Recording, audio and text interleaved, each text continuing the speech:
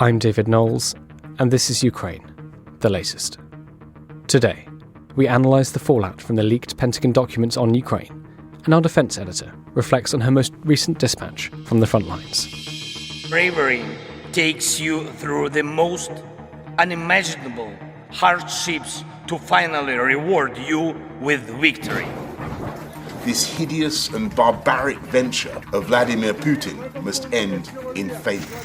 We need a military strategy for Ukraine to gain a decisive advantage on the battlefield, to win the war. Nobody's going to break us. We're strong.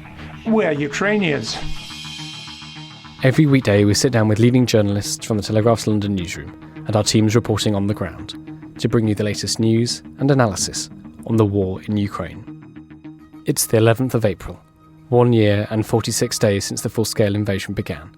And today, I'm joined by our weekend foreign editor Venetia Rainey, assistant comment editor Francis Durnley, defence editor Danielle Sheridan, and former NATO commander Hamish de Bretton-Gordon. Dom Nichols will return tomorrow. I started by asking our weekend foreign editor Venetia for the latest updates from Ukraine.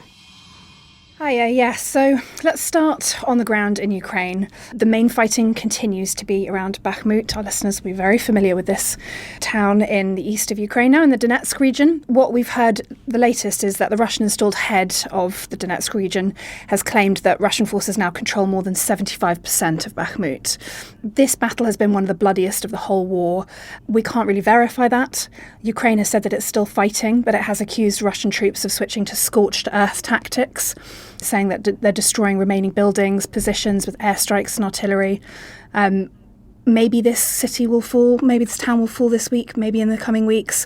What Russia will have really achieved by that really remains to be contested. We've also seen lots of fighting in nearby and also in Chasiv Yar. So a lot of concentration still in that area in eastern Ukraine. Over the weekend, Russian forces have kept up a barrage of attacks along the whole of that front line. Kiev said it repelled more than 40 enemy strikes over the past 24 hours, but the heaviest fighting, as I said, remains in Bakhmut, so we'll continue to keep you guys abreast of a story from Russia today. Russia's parliament is expected to vote on a bill this afternoon that's going to make it much harder for Russians to dodge the draft or mobilisation. Obviously, this has been an ongoing problem for Moscow, getting enough troops to fight on the front lines. This new law would allow authorities to serve call-up papers via an e-government website. This is not something that's heavily used in Russia at the moment, but something that it's trying to switch towards. And these new amendments would also allow draft-age Russians who were not called up but didn't show up at the military recruitment office on their own. It would issue them with restrictive measures such as travel bans. So this is really the clearest sign that we've had so far that the Kremlin is laying the groundwork for another mobilisation of civilians. It might not be called another formal mobilisation, but they are desperately hunting for more soldiers to fight as we prepare for Ukraine's counter-offensive. And then the third story I wanted to talk about, and I know Francis will be talking about this in much more depth, but our listeners will certainly be familiar with the Pentagon leaks that emerged over the last weekend, started popping around on Thursday and Friday. There's been a lot of stuff coming out of it around Ukraine's weaknesses, Russia's weaknesses, but I'll just go through some of the sort of lines that we've had today, and Francis can dig into that in more depth. So one of the documents that has emerged suggests that the US thinks Ukraine's military could fall well short of its goals for a spring counteroffensive. We've been hearing a lot about this counteroffensive, what it will consist of, how much Ukraine has been training for it. It's been unclear exactly what they want to achieve or how they will be able to achieve it. The front lines have been relatively static for a while now. The US clearly believes that not much can be achieved. They said that Ukraine is also having difficulties massing troops, just like Russia's been having. Ammunition and equipment are a problem, and that they just don't think that much can really be achieved. We also have seen that Ukraine has, in response to the leaks, not this particular leak, but the leaks more generally, has started to alter its plans for the coming counteroffensive. The issue with all these documents, and more lines will continue to come out, I think, over the next few days, is that it shows where the weaknesses are in Ukraine's army. And some of it's pretty specific. One of the documents talks about the 10th Corps being in charge of the counteroffensive. Obviously, Russia just needs to then find the headquarters of the 10th Corps and try and target it to effectively stymie that plan. So there are some serious issues for Ukraine if these documents are true. which we don't know the veracity of all of them, but it does seem like a lot of it's credible, despite some discussion of some numbers being swapped around in terms of casualties, which I'm sure Francis will be talking about in more depth. I will stop there and hand over back to David. Thank you very much for that, Venetia. Francis Durnley, can I come to you? I know we've been off over the Easter weekend, so there's an awful lot to get through. Any reflection on Danny's reporting there, or do you want to go straight into other updates? Thanks, David. I think Venetia's very neatly summarised there the news lines that are coming out of these leaks. And I think they are extremely concerning if they were true about the possibility of success of the counter-offensive. Already, I understand Ukraine are saying that they're going to have to adapt potentially some of their planning for the counter-offensive given these leaks. Also about the state of Ukraine's air defences. I know the Washington Post and the New York Times have been writing about this as well, about concerns there about the state of the Russian ability to be able to defend its airspace at this critical juncture.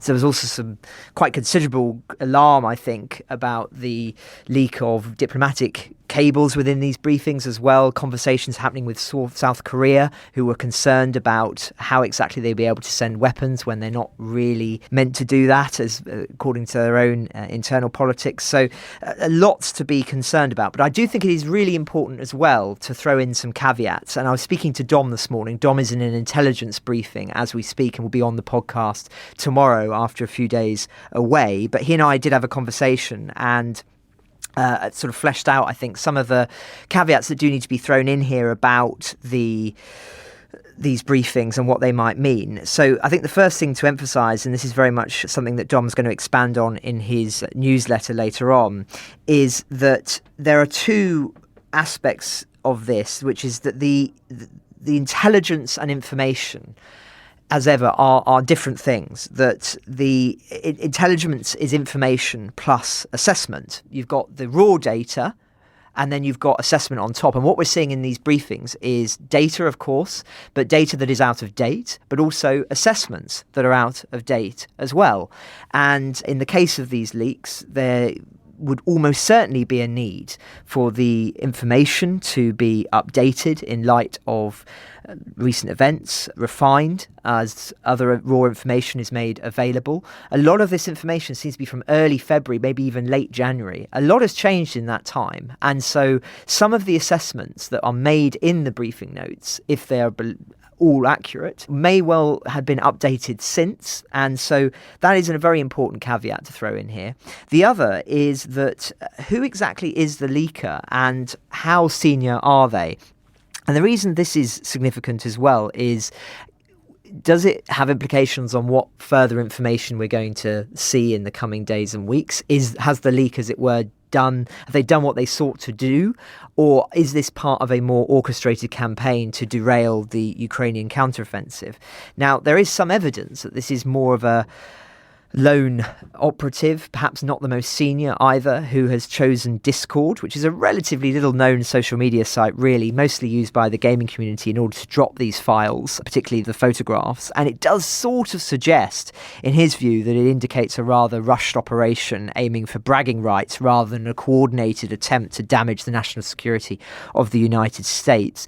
It would certainly be a very strange way in which to appeal to the FSB or to the Kremlin itself in order to emphasize that you're a source, as it were. You wouldn't go about it in this way. If you're operating in the shadows, you'd likely try and cooperate with them directly. So that might be suggestive that this is not the most senior figure. This is somebody who has had access to perhaps some slightly out-of-date briefing notes or briefings that are less significant than some of the very, very, very top secret ones.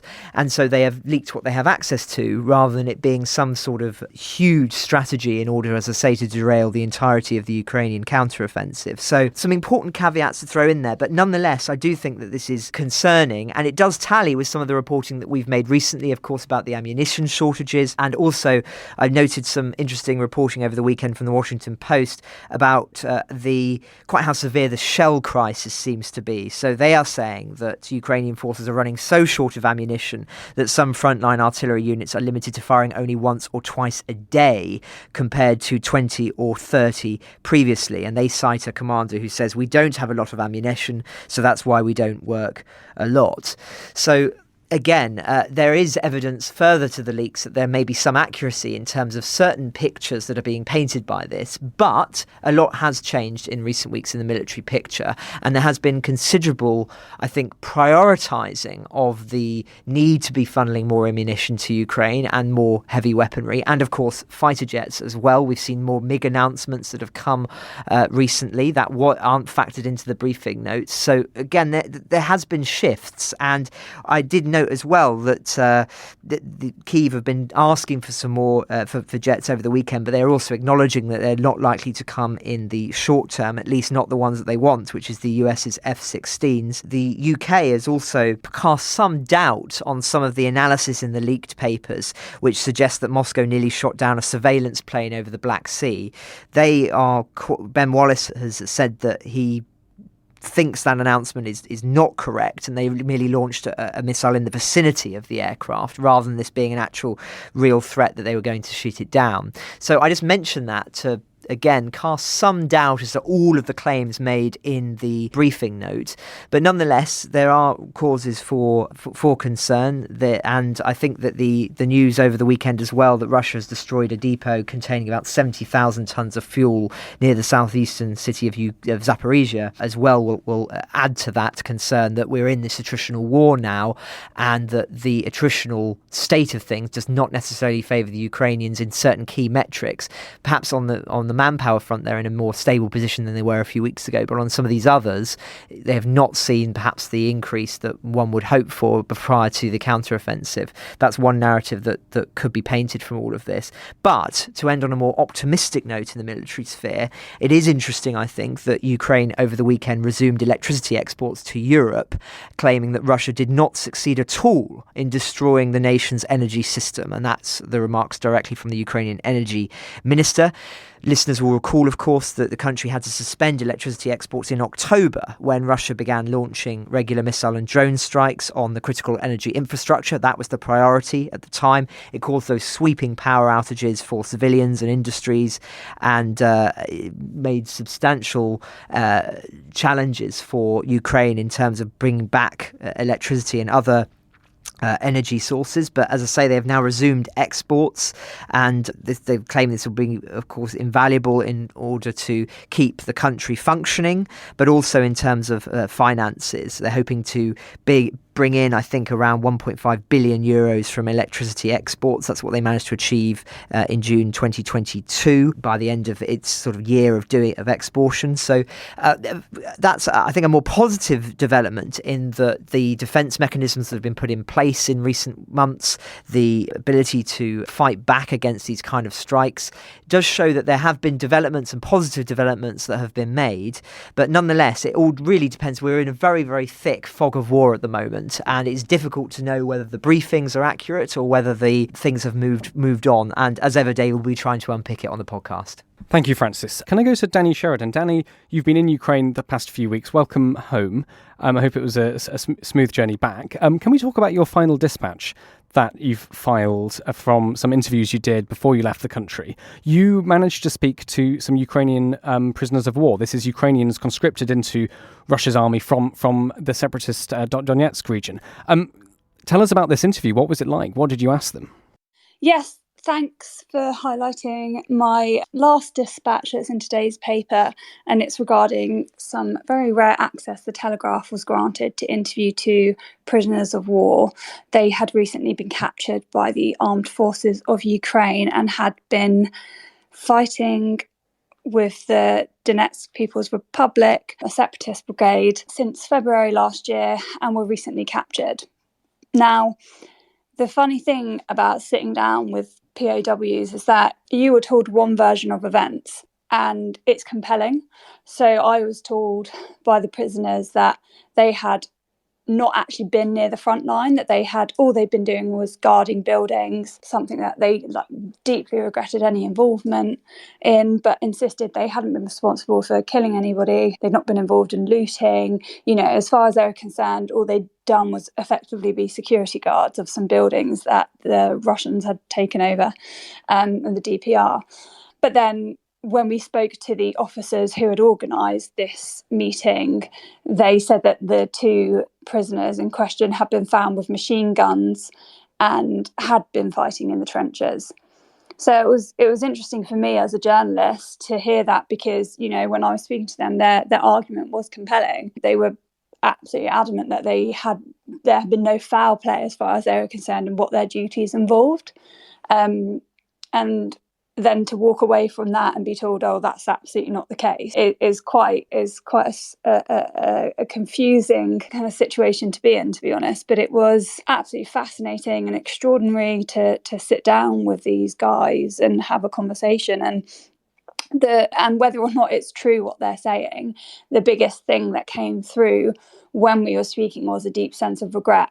Now, obviously, one has to take that with a pinch of salt. Who knows if it's genuine remorse or just what a person is told to say if captured? You know, these are the lines, this is the story you need to say. So it's kind of one of those things you'll never really know the truth, or I certainly won't anyway, as a journalist talking to them. But they expressed a great deal of remorse for the war and said things like, I never want to hold a weapon in my hands again. They want the war to stop. They feel sorry for the people of Ukraine and for all the destruction that's been caused.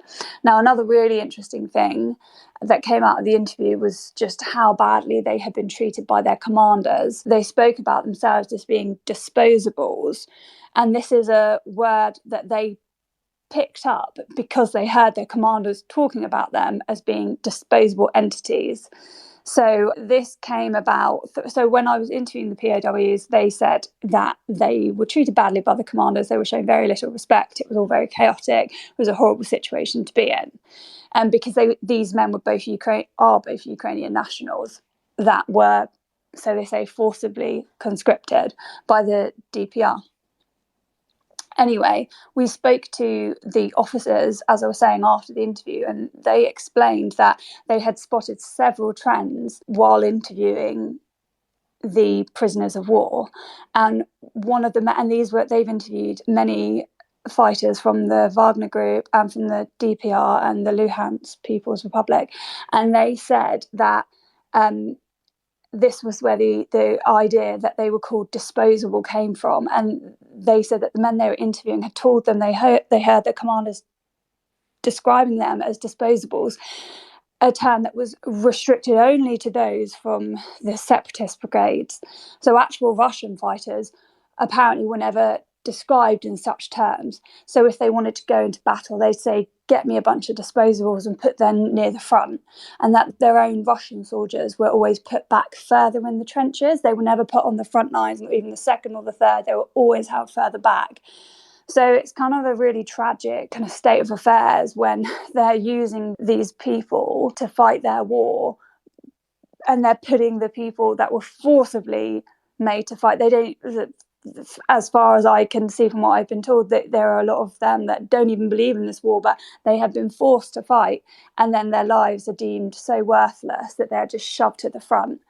And I kind of felt very sad for these people when I heard them even referring to themselves as disposable. I mean, fancy that, describing your own entire person as being disposable. It just shows the low self-worth that they're feeling that has come from the top down. So it was just, extraordinary. And there was a lot to take away from it in terms of how Russia is treating its fighters, which is with very little regard for human life and simply as cannon fodder. And that was a word one of the officers used, that they were considered no more than cannon fodder. So if anyone wants to read more about it, the article is in today's paper and it's online, and there's a video we did as well. And we have stuck in line with the Geneva Conventions, and their faces are blurred. They're not in any way identifiable. Their names have been changed. And we ensured that they were happy to sit down and talk to the Telegraph. They knew exactly who I was. I explained everything. So everything's been done to the highest standards. And it would, I've been really enjoying reading some of the readers' comments beneath the article, and it would be great to hear more people's thoughts on it. Can I ask quickly, Danny, what did they say about how they were conscripted or signed up in the first place? So both of the prisoners I spoke to said that they received a summons in the form of a letter telling them to report to a certain address because they would be fighting in this war, special military operation. And if they declined to do so, they would be imprisoned. So their choices were very stark. Go fight, where I suppose you have a little bit of freedom, or go languish in a Russian jail, which, from what everyone ever says about Russian jails, is absolute hell. So, if your only choices are jail or fight, I suppose the preference certainly was fighting, because so many have quoted that as the reason why they didn't go to jail. So obviously, even the prospect of languishing in a Russian jail is worse than putting your life on the line on the front line.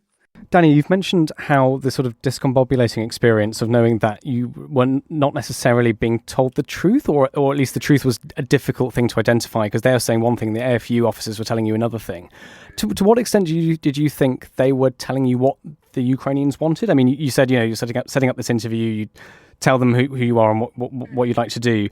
When you think back on it, how much do you think you heard that was reliable? I definitely think it was reliable to hear them talk about how they were forcibly conscripted, because Donetsk region, ever since 2014, has been predominantly pro-Russia. It's largely Russian-speaking area. If you were pro-Ukrainian, I think you were in the minority of civilians living there, or you certainly wouldn't go around shouting it. And I was reading this really good book review by one of our reporters, Colin Freeman, about journalists who described his experiences reporting in Donetsk from 2014. And he was saying how there was Nazi insignias on walls and lots of kind of slogans and posters demonising the Ukrainians. So it's a very pro-Russian area.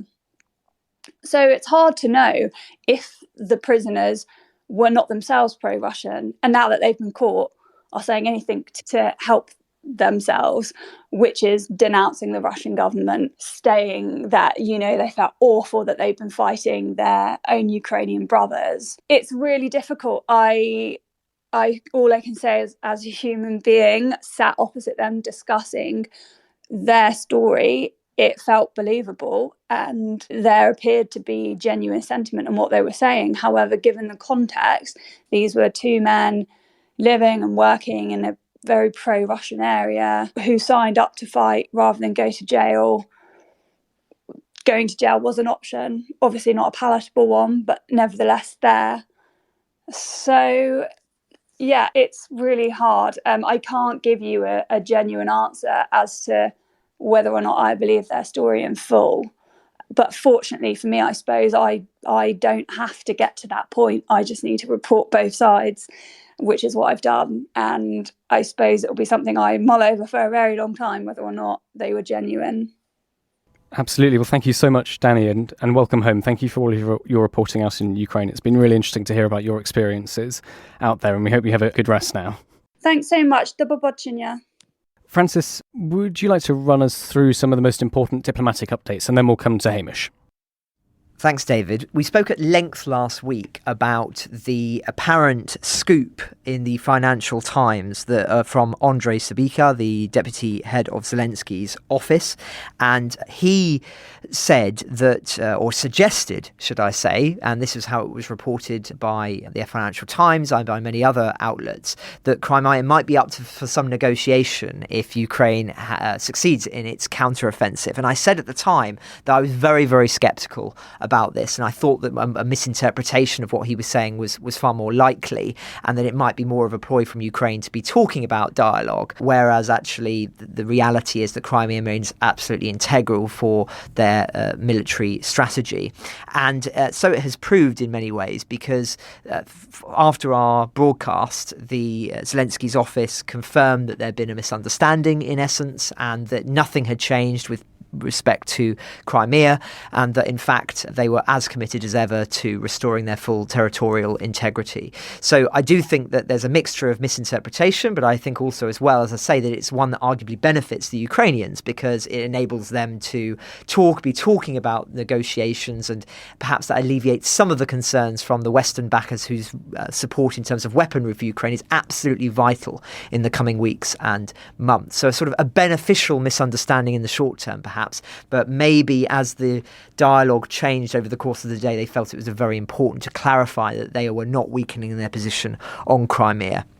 So I just wanted to start with that. We also, of course, spoke about Macron's visit to China, seemingly to try and persuade President Xi not to support Russia in its support, or apparent support of Russia in its invasion of Ukraine, but also to try and sort of change its stance and give more to the Ukrainians in terms of their sort of support and understanding of what peace needs to look like that benefits the Ukrainians as well as settling this war once and for all.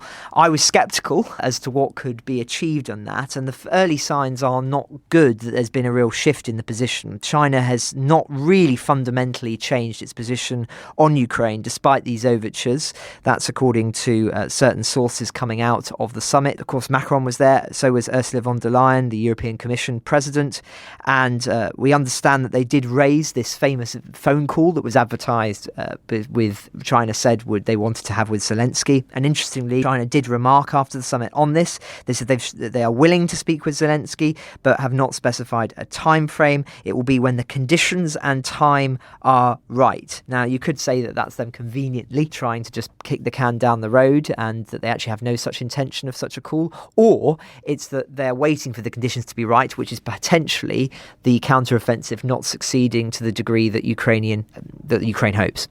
And if that is the case, then it would speak, I think, to what the Chinese strategy may well be, which is wait for this war to get even more attritional, for Ukraine to seemingly not make the advances that they hope, and to then there to be this opportunity for China to say enough is enough, this war cannot continue, it's reached a stalemate permanently, and we're going to be the brokers of some kind of peace. And that's the moment when they'll try and call Zelensky, and that's the moment when they'll try and fill this vacuum that we've been talking about that seemingly has been, in their eyes at least, abandoned by the West as being a broker between the two sides. Whereas, of course, from many of the West, in the West's perspective, this is a war that Russia cannot be allowed to have any benefits from because they have essentially launched an imperialist venture and have committed numerous war crimes. So an interesting development, but certainly from my perspective, an unsurprising one. The one other detail I just wanted to talk about in the context of this Macron visit to China is he made an interesting remark on the plane, which has been reported by us and by some of the other French outlets who were also present, which is that Europe must not be a follower of the US agenda when it comes to tensions between China and Taiwan. And I'll read the quote in full. The question Europeans need to answer is the following. Is it in our interest to accelerate a crisis in Taiwan? No. The worst thing would be to think that we Europeans must become followers on this topic and take a cue from the US agenda and a Chinese overreaction. Now, this doesn't come necessarily as a huge shock. Quite often, Macron and France have the view that they believe in this kind of strategic autonomy, that their country should have a different defence policy, perhaps, than other Western allies. But the timing is unfortunate, I think, which is why, of course, Macron seemed to want to censor this. And this has only been reported despite the Élysée Palace trying to actually change the transcript of what Macron said, which is pretty standard fare in France, that journalistic outlets, if they get an interview, have to agree that the Élysée gets final say in what is printed and being attributed to the president. He tried to stop this from getting out because seemingly it would damage this sort of Western unity argument, but he has not succeeded in that. It's made it out anyway. And is quite revealing, I think, about some of the different tensions within the Western alliance, if we can articulate it as such at the moment, about the situation that's developing between Russia and Ukraine and China and Taiwan, and this kind of idea of autocracies versus democracies. As we've spoken at length in the past, France and Germany have an attitude more about forging closer ties with China in order to try and alleviate some of the risks of there being this complete sort of severance and separation into these two blocks. But But listeners will know, of course, my view that that may not be actually possible in the long run, and that this is, of course, very, very difficult to do, to try and keep China on side when you're actually not willing to really threaten them with anything. And so I think really, as things stand, this has not really been the great triumphant success that Macron was hoping for, but really what he expected, I don't know, because it doesn't seem to me he had really much leverage in going there at all. Just another couple of diplomatic updates. Staying on China briefly, Brazil's president is planning to meet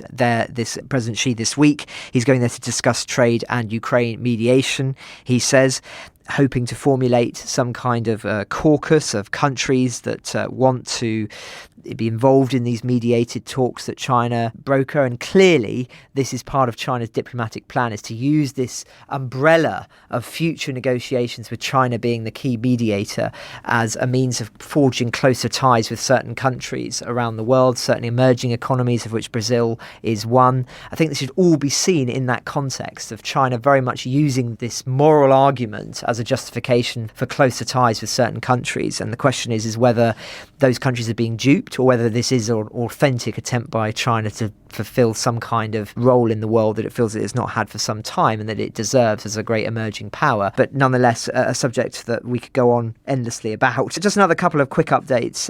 Belarus, Alexander Lukashenko, president, of course, has reportedly told Sergei Shoigu, Russia's defense minister, that he wants guarantees that Moscow would defend the country if it was attacked. Now, whether this has been designed for a domestic audience or an international audience to build up this idea of there being closer ties between the two countries, we don't know, or whether this is a genuine, it's too early to say, but I think I would lean towards the former. This is an attempt to, again, talk about the growing, or talk up the growing alliance, apparently, between these two countries. Something, again, we'll be monitoring this week.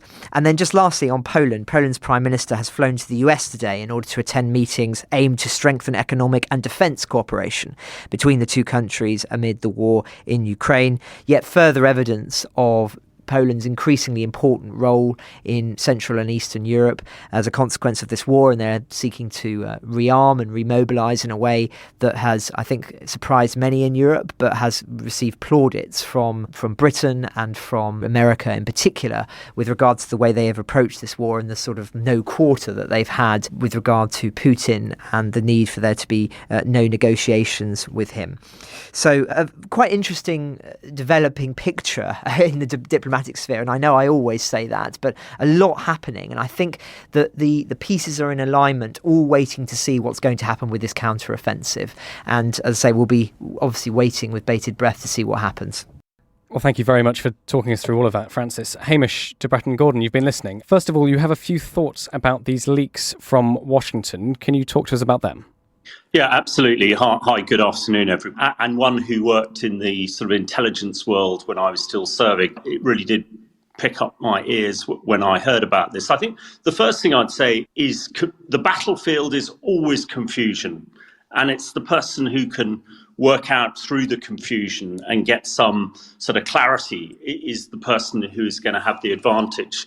So at the moment, the battlefield in Ukraine is massively confusing, probably for both sides. And one can wonder who will benefit most from this. But I'm not going to cover what's already been said. I would also, this is a massive leak of intelligence. And I just can't imagine how it could have happened. So on the face of it, hugely embarrassing for the Pentagon, and one will see what comes from there. But also, I know this is top secret information, and I don't want to sound trite, but top secret information or intelligence is, there are still several layers above this where the really detailed, interesting stuff is happening. And if you are relying on your battle plans for intelligence that's over 6 weeks old, then that is probably not a great place to be. It was interesting to see that the Russians immediately doctored some of the stuff that came out at the beginning of the weekend to, I think it was on their casualty rates. So, yeah, I think this is obviously hugely significant, but confusion on the battlefield, especially if we are now looking into the next phase of this, is probably something that the Ukrainians would want. So I think it's probably damaging in some areas, but I don't think this is quite where we should lose any faith in the Ukrainian forces and their ability to do stuff. And really interesting hearing the stuff Danny's talking about, those prisoners on the front line, which we always sort of knew. I hate to say cannon fodder, but that is the way that these people are being used. And you've got the Russian elite forces behind forcing people forward. So just a piece on the intelligence there. Sure stuff to come out, but it adds confusion, which in some respects, bizarrely will benefit the Ukrainians rather than the Russians. Absolutely. Thank you for that, Hamish. We've just seen an update on the Telegraph's live blog. This is a quote from Mikhailo Podolyak, the advisor of President Zelensky. He says Ukraine needs more long-range weapons and less contemplation on leaks to properly end the war. Quote, if we had time, we could watch the Russian Federation fall apart and its elites devour each other, but we don't have it. As our people are dying, we need less contemplation on leaks and more long-range weapons in order to properly end the war and make the Russian Federation face the reality. Hamish, just very quickly, your reaction to that. I mean, that certainly shows us, I think, how the Ukrainians are trying to treat this. Absolutely. It is no secret, bizarrely talking about leaks, that the counteroffensive, the preparations are going in great detail. And the preparation of the battlefield, as we call it, really requires, these precision strikes deep Crimea or wherever else the offensive is going to be focused. So the ability to take out those particular areas. And you might have seen the report that was on the British intelligence site this morning about the Russians moving thermobaric missiles, bizarrely, from the chemical and biological troops to the VDV, the so-called airborne troops. Again, that seems a little bit strange. But I think the preparation of the battlefield, the deep strike is key because, potentially those weapons that might really have an impact on the counteroffensive are at the moment going to be held at deep. So if they can do that, and again, what the Ukrainian commanders will want to give is lots of different problems to the Russians. So if they can attack them in the deep and attack them in up front, it confuses them. I mean, we discussed briefly on the pod on Thursday the fact that Finland has now sealed up the northern flank of Russia. Now, Putin has got half his eye on the northern flank there as well. So all this confusion is creating challenges for both sides, admittedly, but the person who can deflect it. So I think, that absolutely, the Ukrainians, of course, want absolutely everything that can be provided. And I personally believe where we can, we should be doing that. There are concerns that, particularly with some NATO countries, that they, don't empty their stores too much. But I think this is the next stage along. I'm sure we're hearing about F-16s. I saw various bits and pieces this morning and yesterday where the Ukrainians are trying to start up a foreign legion squadron, as it were, with F-16 pilots who could potentially fly F-16s in that fight. So absolutely, I think there is so much going on at the moment, and I expect, and so much information coming in from left, right, above and below, again, on this confusion side, I expect it is not all accidental. Thank you, Hamish. Just two questions from me, actually. You mentioned earlier the update you'd seen that Russians were moving thermobaric weapons to the VDV, and you said that was strange. Could you just explain why is that odd to non-military listeners? And as you said, it is confusing. There's a lot of noise coming out. Would you be able to give us your summary of the most important points over the past few days, just to try and cut through that noise? Thank you. Yeah, absolutely. My mistake. Thermobaric. Basically, these are fuel-air explosives. I saw it very close and personal in the first Gulf War, where the Americans dropped massive thermobaric bombs onto the minefields that the Iraqis had developed. And actually, the first Gulf War situation is not dissimilar to what we're seeing at the moment, massive defensive lines. But these thermobaric create a massive explosion and actually create a huge vacuum. And that vacuum detonates anti-tank mines, collapses tunnels and bunkers, and is incredibly destructive. I saw a rather unpleasant Russian who seems to follow me on Twitter responded to me earlier today saying that actually the Russians had upgraded their thermobaric missiles, the TOS-1, I think it's called. And these are really massive bunker busters and to be used to destroy minefields. The fact they're going to airborne troops seems pretty strange to me. You can't imagine airborne troops using it unless the Russians are planning some sort of incursion, deep into Ukraine and using airborne troops to drop them in. But you guys probably know better than I, but I understand these airborne troops have been pretty much decimated. And you can't give a fellow a day's training and then push him out of an aeroplane or push him out of a helicopter, particularly on a parachute. I mean, that would be completely incongruous. Although hearing what Danny was saying earlier on in the pod, maybe we shouldn't completely dismiss that. But on to the main events that have been happening over the last few days. Just before the Easter weekend, there was the talk about potential that Zelensky might negotiate Crimea away, as it were, in some sort of deal. I think that's been pretty much sort of firmly slammed now that, the Ukrainians absolutely see Crimea as Ukraine. It was illegally taken in 2014, and I cannot conceive any way that the Ukraine government would negotiate that away in any some form. What I think has also been interesting is, and I sort of talk about the first Gulf War scenario, a very similar challenge that the Ukrainian armoured manoeuvre troops that they're getting together at the moment will face, that we faced back in 1991, and against similar equipment. The Russians have pretty much got T-72s and T-64s left, which is what the Iraqi army had, and similar probably scale. So, which is why I'm slightly more confident that hopefully they will have enough Western tanks to lead a punch through a massive defensive system, which again, the Telegraph covered over the weekend. But once you punch through that there is a lot of ground to go there. So the leaks thing, I won't go on. I think that has strategic implications. Perhaps both talk about further long-range weaponry. Absolutely, that should happen. But I think I noted that there was somebody tweeted today that the ground is firming up and spring and early summer is beginning to arrive. So lots of stuff going on.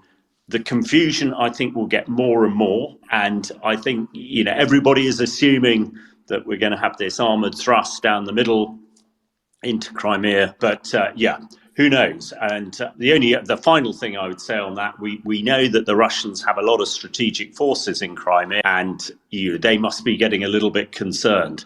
You can imagine if the Black Sea Fleet didn't manage to get out and fell into Ukrainian hands, that really would see the end. And I said at the very beginning, the other huge piece was Finland becoming the 31st member of NATO. I think that's absolutely fundamental. I know that one of my fellow military commentators suggested this was not a huge event. To me, Finland is probably the most powerful European army, European military, and has produced absolutely the opposite that Putin was hoping by invading Ukraine. So lots of stuff going on, lots of confusion, and you guys got a huge challenge trying to unpick it, I suppose, over the next few weeks. But a lot will start happening, I'm sure, as everything warms up, physically and metaphorically in Ukraine. Thank you very much for that, Hamish. Francis, I know you've got a few updates from Russia for us. Can you talk us through them? Thanks, David. Another subject we spoke at length about last week was the apparent assassination of Vladimir Tatarsky, the pro-Wagner blogger who was essentially supporting the ideas of war crimes in Ukraine and just generally was seen as one of the Wagner Group's great champions in its battles around Bakhmut and elsewhere. And his funeral was over the weekend on Saturday. There were hundreds of Russians queuing at a Moscow cemetery to mourn him. Yevgeny Prigozhin, head of the Wagner Group, was there. He placed a sledgehammer, an unofficial calling card, of course, for the group, next to the grave, and he said, "He is a soldier who stays with us, whose voice will always live and speak only the truth." We understand security was very tight. People had to pass through metal detectors in order to join the queue. There was lots of them were wearing black, were wearing insignia associated with pro-war stances, bearing the Z and the V pro-war symbols. Interesting, there was no representative from the Kremlin, although, as I said said last week, Putin did posthumously award Tatarsky a medal for bravery, which is incredibly revealing given the remarks of Tatarsky as to the support, that tacit support Putin is willing to give to those who are championing war crimes in Ukraine. And I think it marks not a shift as such, but an increasing openness to be open about the vicious nature of this war as perpetrated by Russia, perhaps in an attempt to show that they have absolutely no desire to withdraw and will fight to the end, whether that be true or not. But what's interesting on Prigozhin again is the Institute for the Study of War has put out an interesting report today about how Prigozhin is reportedly advancing his political aspirations by seeking to gain control of a Russian political party. The party is called A Just Russia for Truth, and apparently he wants a leadership position within that party in a bid to compete with St. Petersburg's governor for influence in that city. Now, why this matters, of course, is that Prigozhin and the Wagner Group have been isolated increasingly by the Kremlin in recent months due to their failures in Bakhmut, and it would seem that Prigozhin is now trying to garner some political influence, perhaps to rebut the Kremlin, to challenge the Kremlin's view on the war, perhaps even to challenge Putin himself. And so I think it's something that is... We were speculating for a long time as to what Prigozhin's real motives were, and it does seem now that a political role of some kind, political influence, perhaps a political party, is his overall objective, and he's using the war as a means to achieve this. It would also perhaps paint the assassination of Tatarsky in a different light, because it would suggest, as we were speculating last week, that it may have been more likely an assassination from the Kremlin in an attempt to send Prigozhin a message that those who are supporting you are targets. It was, of course, happened in Prigozhin's city. It happened in a cafe owned by him. The way in which this is timed just seems very interesting and revealing, to me at least. And so that will be something I'm sure that we'll be talking about later, and it'll be good to get Natalia on to talk about that. Just another couple of things on Russia. There's been a pair of protesters who have been sentenced to 19 years in prison in trying to set fire to a military recruitment office back in October, when, of course, there were those huge mobilization efforts. Now, it's a 37-year-old firefighter and a 27-year-old driver in the Russian National Guard. They were supposedly out celebrating a birthday when they walked to the administration building in the city of Bakhmut and hurled 3 Molotov cocktails at it. The blaze was promptly put out by a night guard, but an employee testified in court that the fire could have destroyed the military records of about 4,000 men, and thus paralysing local efforts in an attempt to mobilise more in that region. So what's, I think, the most revealing thing about this is that before the war, arson attacks would have been met with a suspended sentence. But Russia's parliament amended a criminal law last year that allows prosecutors to qualify such crimes as terrorist attacks. And so whatever their intentions here, whether it was a drunken incident, whether it was a deliberate attempt to protest against the mobilisation efforts, it just shows how the domestic picture has changed to the point that such attacks, such arson attacks, which previously would have not received serious sentences, can now get you behind bars for almost 20 years. And a country that feels secure in its domestic sphere, I don't think would do this. And again, it speaks to the threat that apparently is being posed internally by what is going on in the war in Ukraine. And just lastly, because whenever there's an update in this space, I try to talk about it, both James and Natalia have been looking at this over the weekend. I understand that another 30 Ukrainian children abducted by Russian officials during the war have been reunited with their families. This follows a very complicated operation which involves getting them out of Russia, then travelling them through via Belarus into Kyiv. It's been organised by the Save Ukraine charity, and we're hearing some more about the conditions in which these children have been kept in. They've claimed they've been living with rats and cockroaches. They've said that we were treated like animals. We were closed in a separate building. Those who were there were saying that the children were changed locations 5 times in 5 months. Some saying that they were living in infested places, and that they were told that they would be staying far longer in certain places than they were originally told, so that they would be then adopted by new guardians. And so it paints a very, very miserable picture. And we've done a report on this online that goes into more detail about what they've said. So I would certainly point listeners to that. But lots happening, David, both diplomatically, internally in Russia and militarily. But everything, I think, is resting in many ways on this counteroffensive and what happens next. Thank you, Francis. Can I get both of your final thoughts before we end today? Hamish, Gibrat and Gordon, would you like to go first? What will you be looking at over the next few days? Where would you direct our listeners to put their attention to? Well, I just reiterate what I said earlier. Obviously, with the build-up to what is going to happen in the spring and the early summer, there will be so much stuff, for want of a better word, coming in, and the confusion will grow. So don't take anything at face value. We'll try and unpick it to what it really means. But I am still overwhelmingly confident in the Ukrainians' ability to put together this counteroffensive. And at some time of their own choosing, at their own place, they will unleash it. But between now and then, there will be so much various bits of contradictory information and intelligence coming in. It will be difficult, but I would say to everybody, don't try and don't lose faith, as it were, because the confusion on the battlefield is something that will benefit those who can see through it. And the confusion is always the massive challenge to get through.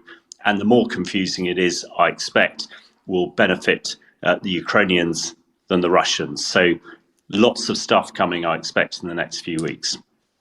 Thank you very much, Hamish. Francis Turnley, would you like the very final words? Thanks, David.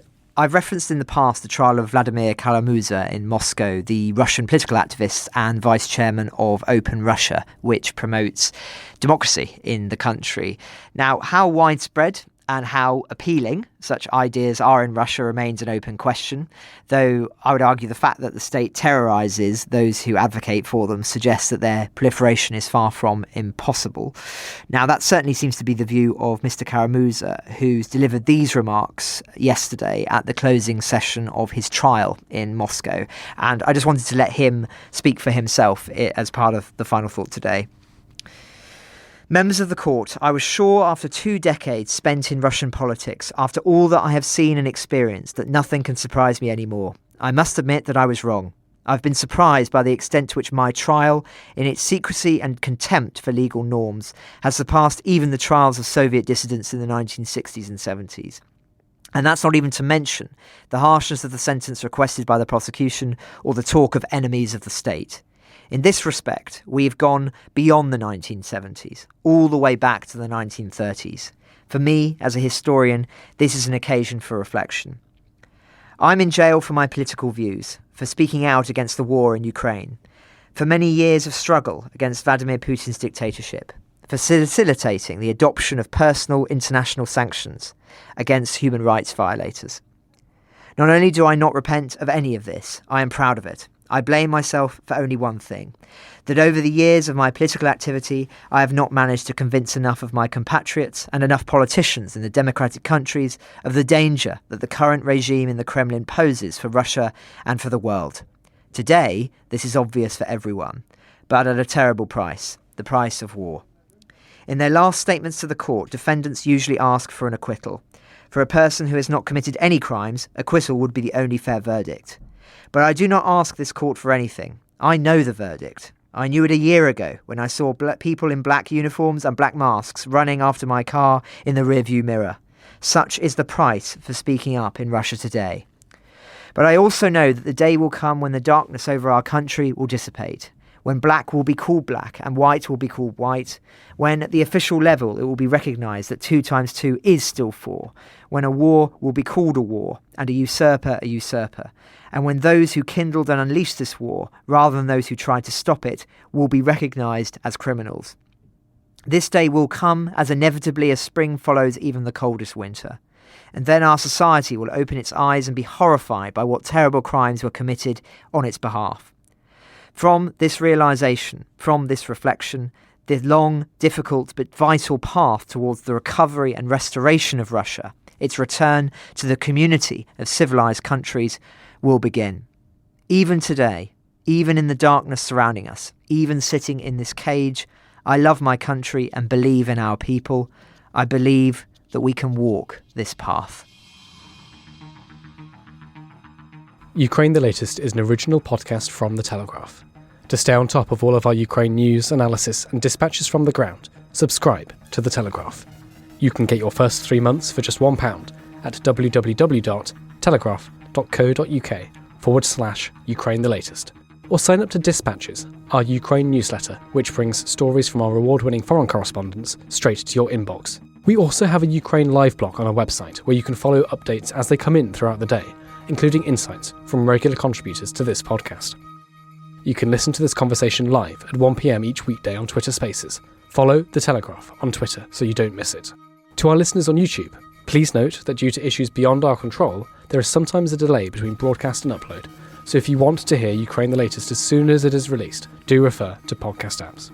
If you enjoyed this podcast, please consider following Ukraine the Latest on your preferred podcast app. And if you have a moment, leave a review, as it helps others find the show. You can also get in touch directly to ask questions or give comments by emailing ukrainepod@telegraph.co.uk. We do read every message. And you can contact us directly on Twitter. You can find our Twitter handles in the description for this episode. Ukraine the Latest is produced by Louisa Wells and Giles Gear, and today on Twitter, Claire Hubble.